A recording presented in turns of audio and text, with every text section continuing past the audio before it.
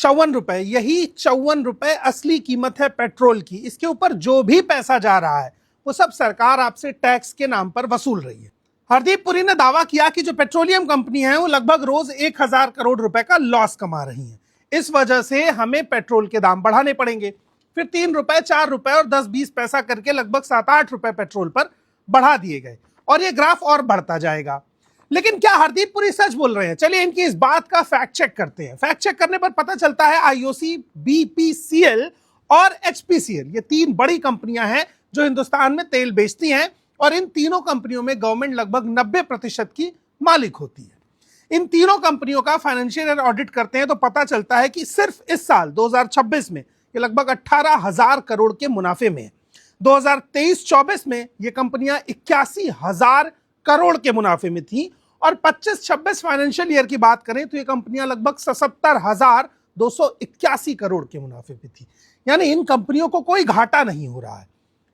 आज से लगभग 2 साल के अंतराल में क्रूड ऑयल का रेट ₹50 तक गया था, लेकिन तब भी हमारी सरकार ने हमसे लगभग ₹50 टैक्स वसूला। जब पेट्रोल की एक्चुअल कीमत ₹50 पहुंच गई थी तब भी हिंदुस्तान में लोग पेट्रोल 97, 98 या ₹92 में खरीद रहे थे। सवाल यह है कि ये कंपनियां जब पेट्रोल के दाम बढ़ते हैं तो अपने घाटे को जनता से वसूलती हैं, लेकिन जब पेट्रोल के दाम इंटरनेशनल मार्केट में डाउन होते हैं तो ये मुनाफे को जनता में नहीं बांटती हैं। ये लोकतंत्र नहीं है, ये गुंडाशाही, लूट और सरकारी लूट का एक पैटर्न है और मुनाफे का कोई भी शेयर नहीं दिया जा रहा है। भारत ने कभी भी इंटरनेशनल मार्केट में रेट गिरने के बाद पेट्रोल के दाम गिरा करके अपनी जनता को लाभ नहीं दिया है। तो ये 3 बड़े झूठ पकड़ में आते हैं। एक तो तेल की कंपनियां बिल्कुल घाटे में नहीं है।